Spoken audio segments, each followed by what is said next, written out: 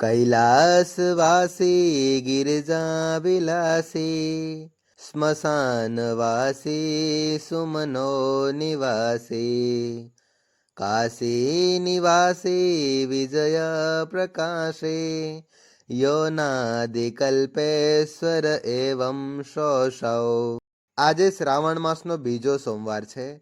પવિત્ર શ્રાવણ માસ ચાલી રહ્યો છે, જે ભગવાન શિવને અત્યંત પ્રિય છે।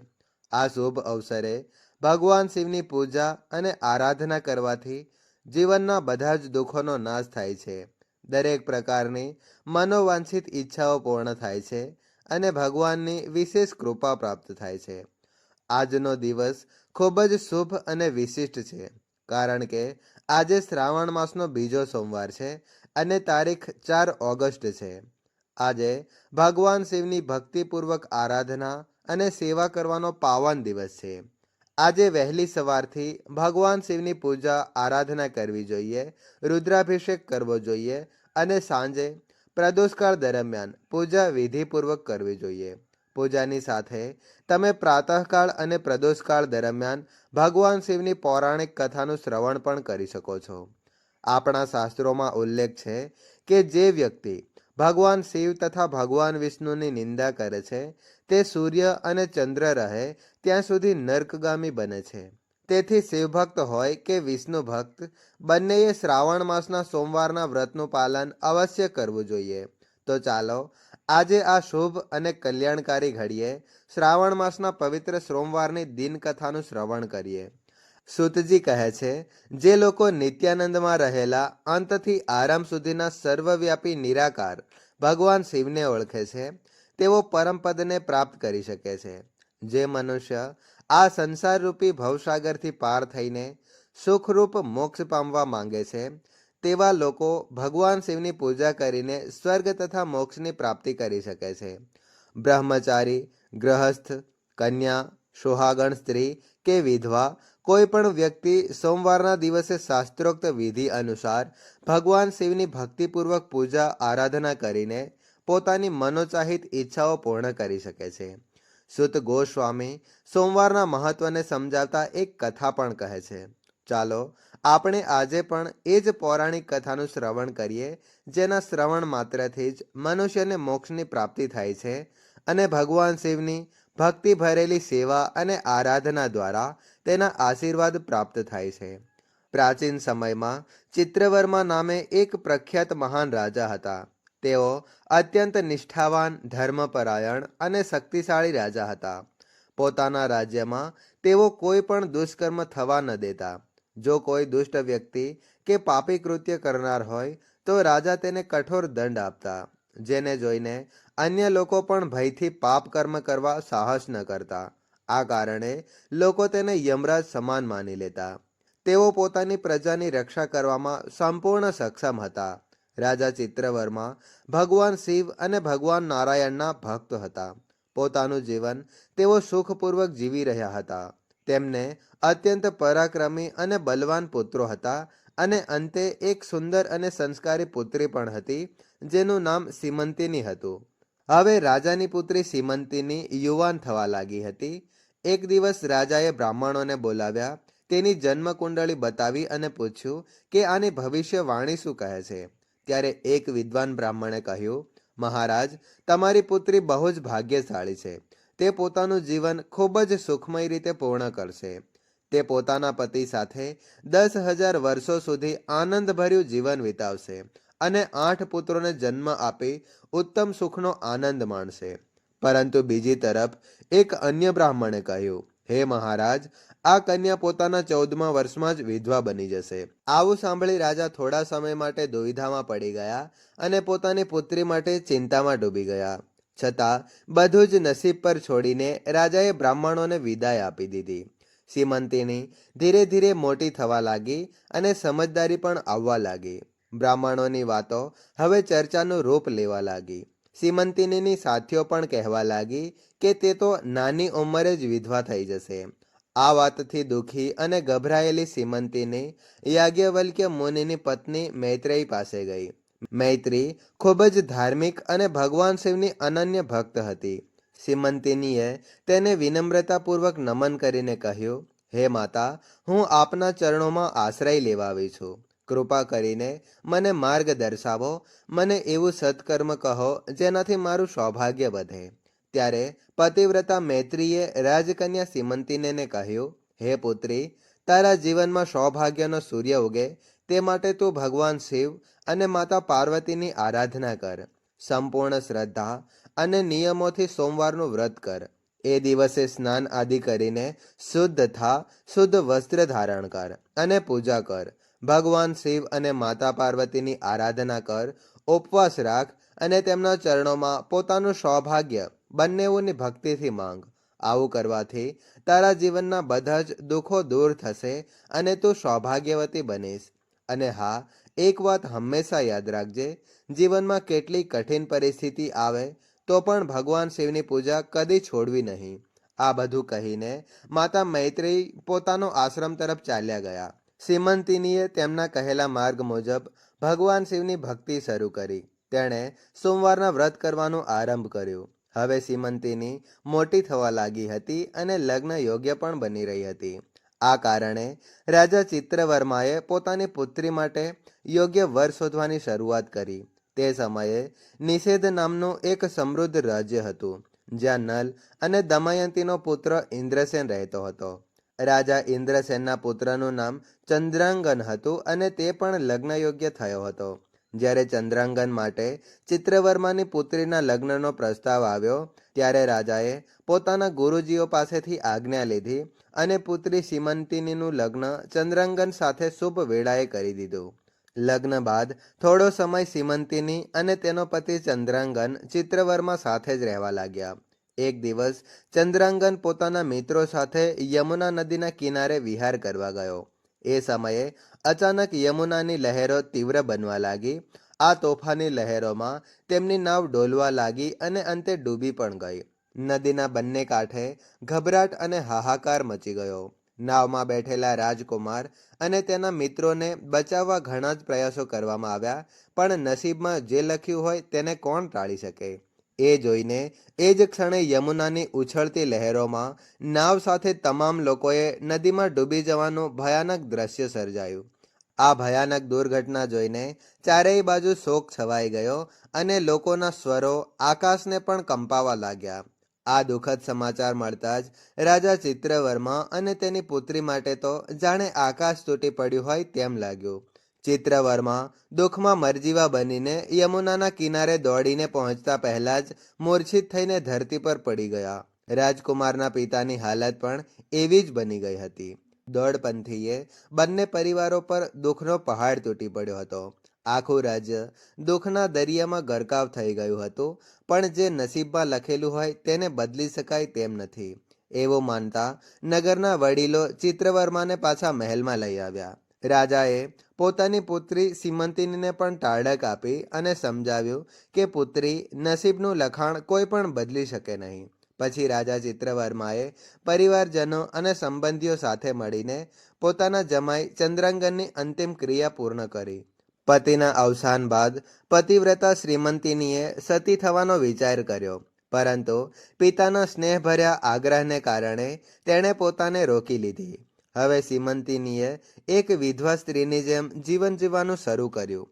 પતિના અવસાન પછી પણ જેમ મૈત્રેયીએ કહ્યું હતું તેમ સીમંતિનીએ શુભ સોમવારના વ્રતને ચાલુ રાખ્યું. આ રીતે માત્ર 14 વર્ષની ઉંમરે જ તે એક વિધવા તરીકે જીવન જીવી રહી હતી.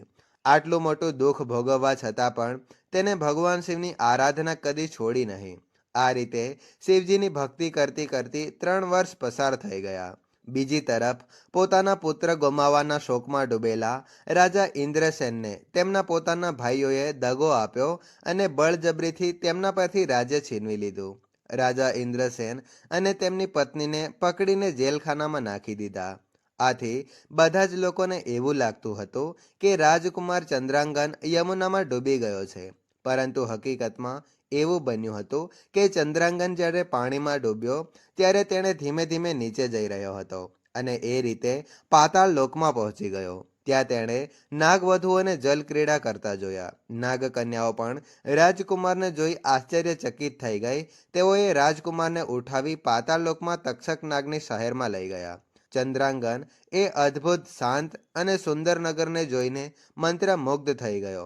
એ નગર ઇન્દ્રના મહેલ જેટલું જ ભવ્ય, મનોહર અને આકર્ષક હતું. તેણે એક ભવ્ય મહેલ પણ જોયો, જે મોટા મોટા રત્નોથી શોભિત હતો અને રત્નોના કિરણોથી પ્રકાશમાન પણ બની રહ્યો હતો. ત્યાં તેણે ભગવાન સૂર્ય જેટલા તેજસ્વી એવા નાગરાજ તક્ષકને સભાભવનમાં બેઠેલા જોયા. તે અત્યંત બુદ્ધિમાન રાજકુમારે નમ્રતાપૂર્વક નાગરાજને નમન કર્યું અને હાથ જોડીને ઊભો રહી ગયો. નાગરાજ તક્ષકના તેજના કારણે તેની આંખો પણ ખુલતી ન હતી. તક્ષક નાગે પ્રેમપૂર્વક નાગકન્યાઓને પૂછ્યું કે આ કોણ છે અને ક્યાંથી આવ્યો છે. ત્યારે નાગકન્યાઓએ કહ્યું, અમે તેને યમુના નદીના પાણીમાં જોયો હતો. તેનું નામ કે વંશ વિશે પણ જાણકારી ન હતી, તેથી અમે તેને આપની પાસે લાવ્યા. ત્યારે તક્ષક નાગે રાજકુમારને પૂછ્યું અને રાજકુમારે ઉત્તર આપ્યો, હું ભૂમંડળના પ્રસિદ્ધ નિષદ દેશના રાજા નલ અને દમયંતીનો પુત્ર છું. મારા પિતાનું નામ ઇન્દ્રસેન છે અને મારું નામ છે ચંદ્રાંગન. આવું કહ્યા પછી તેણે પોતાની સાથે બનેલી સમગ્ર ઘટના વિગતે કહી સંભળાવી કે કેવી રીતે તે યમુના નદીમાં ડૂબી ગયો હતો. રાજકુમારે તક્ષક નાગને કહ્યું, મારું લગ્ન થોડા સમય પહેલાં જ થયું હતું અને લગ્ન પછી થોડો સમય હું મારા સસરાના ઘરમાં જ રહ્યો હતો. ત્યારે અચાનક આ ઘટના બની ગઈ અને નાગપત્નીઓએ મને આપને સમક્ષ લઈ આવી. કદાચ મારા કોઈ પૂર્વજન્મના પુણ્યના પરિણામે જ મને આપના દર્શન મળ્યા છે. હું ધન્ય બની ગયો છું. મારા માતા પિતા પણ કૃતાર્થ બન્યા છે, કારણ કે આપને કૃપાપૂર્વક મારી તરફ નજર કરી. રાજકુમારની આવી મનમોહક અને શ્રદ્ધાપૂર્ણ વાતો સાંભળીને તક્ષક નાગે કહ્યું, હે રાજકુમાર, તું ડરીશ નહીં, ધીરજ રાખ અને મને કહેવાની કૃપા કર કે તું કયા દેવતાની આરાધના કરે છે. ત્યારે રાજકુમારે જવાબ આપ્યો, હું દેવોના પણ દેવ એવા મહાદેવ ઉમાપતિ ભગવાન શિવજીની પૂજા કરું છું. તે જ ભગવાન શિવ જે સમગ્ર જગતમાં શ્રેષ્ઠ છે, જે કારણોના પણ કારણ છે, જે ગંગાજીને પોતાની જટામાં ધારણ કરે છે, જેઓના મસ્તક પર ચંદ્રદેવ શોભે છે, જેઓના તેજની કોઈ સીમા નથી, જે ભગવાન જગતની ભલાઈ માટે સમુદ્ર મંથનમાં ઉત્પન્ન થયેલા હલાહલ વિષને પી ગયા, જે પંચમહાભૂતમાં નિવાસ કરે છે, એવા વિશ્વાત્મા સદાશિવની હું આરાધના કરું છું. જેમની ઈચ્છાને આધીન સમગ્ર બ્રહ્માંડ ચાલી રહ્યું છે, તેમના જ ચરણોમાં હું નમન કરું છું. જે અર્ધનારેશ્વર છે, જેમના અર્ધાંગમાં દેવી જગદંબા પાર્વતી વસે છે.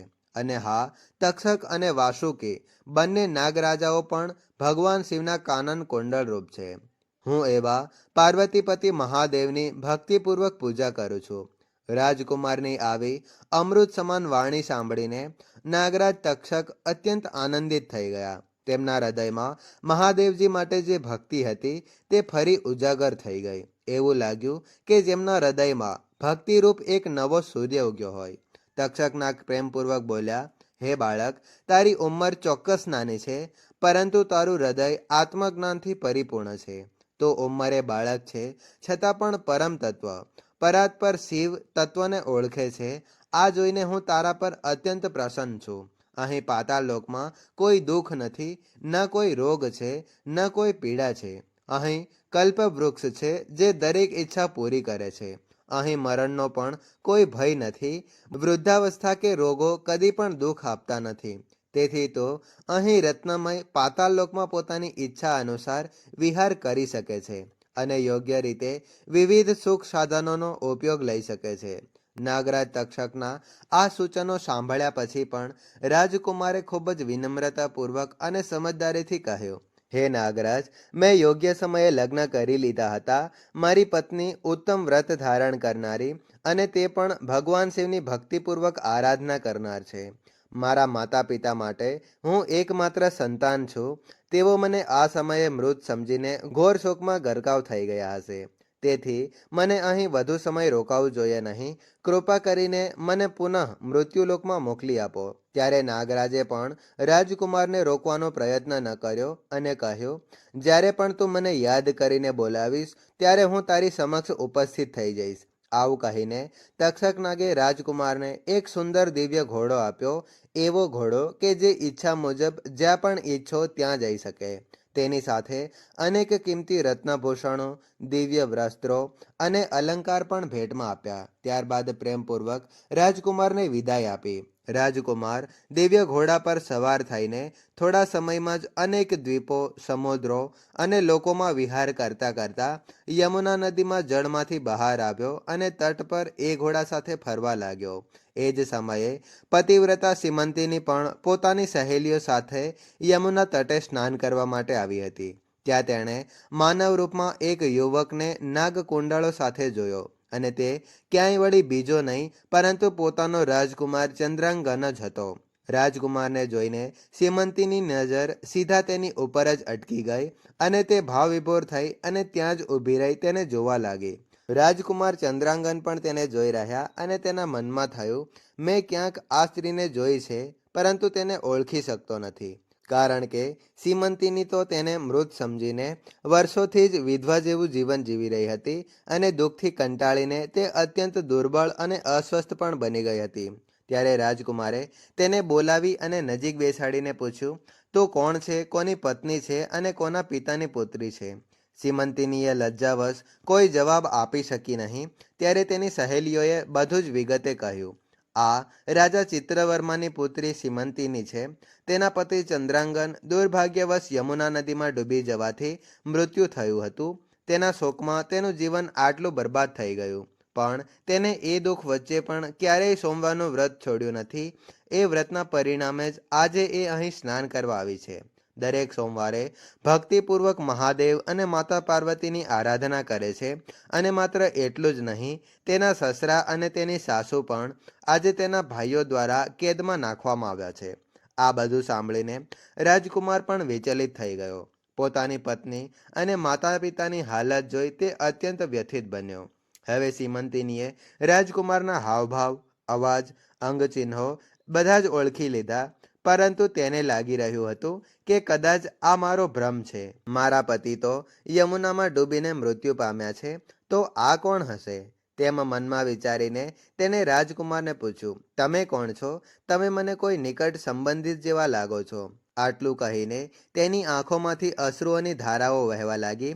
તે હોત તો એવું કહીને રડી પડી અને અવશ થઈને ધરતી પર ઢળી પડી. પત્નીને આવા દુઃખમાં જોઈને રાજકુમાર પણ શોકથી ઘેરાઈ ગયો. થોડા સમય સુધી ચૂપચાપ બેઠો રહ્યો અને પોતાની પત્નીને નિહાળતો રહ્યો. થોડીવાર પછી રાજકુમારને ધ્યાન આવ્યું અને મનમાં વિચારવા લાગ્યો, આવું કેમ થઈ શકે? શું ખરેખર એ જ મારા પતિ છે? આવું કહીને બંને એકબીજાને પરસ્પર ઓળખી શક્યા અને ચિત્રાંગનને પોતાના માતા પિતાને પોતાનું રાજ્ય પાછું આપ્યું અને તેમને કેદમાંથી મુક્ત કર્યા. રાજા ચંદ્રાંગનને નાગરાજ તક્ષક પાસેથી મળેલા રત્નો અને આભૂષણોથી પોતાની પત્નીને અલંકૃત કરી. આ રીતે સીમંતિનીના સોમવારના વ્રત અને ભગવાન શિવની શ્રદ્ધાપૂર્વકની આરાધનાના ફળરૂપે તેને પોતાનો પતિ પાછો મળ્યો. રાજકુમાર પણ પોતાની પત્ની સાથે પોતાના રાજ્ય પર પાછા ફર્યા અને રાજા ઇન્દ્રસેને તેમને રાજસિંહાસન સોંપીને ભગવાન શિવની આરાધના કરતા યોગી પુરુષોને જેવી ઉત્તમ ગતિ મળે તેવી પામ્યા. રાજા ચંદ્રાંગને પણ પોતાની ધર્મપત્ની સીમંતીની સાથે 10,000 વર્ષ સુધી સુખમય જીવન વિતાવ્યું અને તેમને 8 પુત્રો તથા 1 પુત્રીને જન્મ આપ્યો. સીમંતીની પણ રોજ ભગવાન મહાદેવની પૂજા કરતી અને પોતાના પતિ સાથે સુખપૂર્વક જીવન વિતાવતી અને પોતાના સોમવારના વ્રતના ફળ રૂપે ગુમાવેલ સૌભાગ્ય પાછું મેળવ્યું. આ રીતે આજના શ્રાવણ માસના સોમવારની સુંદર કથા જે સ્કંદ પુરાણમાંથી લેવામાં આવી હતી તે પૂર્ણ થાય છે. ચાલો આ શ્રાવણ માસના પુણ્ય અવસરે ભગવાન ભોલેનાથને પ્રાર્થના કરીએ કે તેઓ અમને શુદ્ધ સત્વગુણયુક્ત બુદ્ધિ, ચેતના અને શક્તિ આપે. ગંગા તરંગ રમણીય જટા કલાપમ ગૌરી નિરંતર વિભૂષિત વામ ભાગમ નારાયણ प्रियमदङ्गमदापहारं वाराणसी पुरपतिं भज विश्वनाथम। जय भोलेनाथ, हर हर महादेव।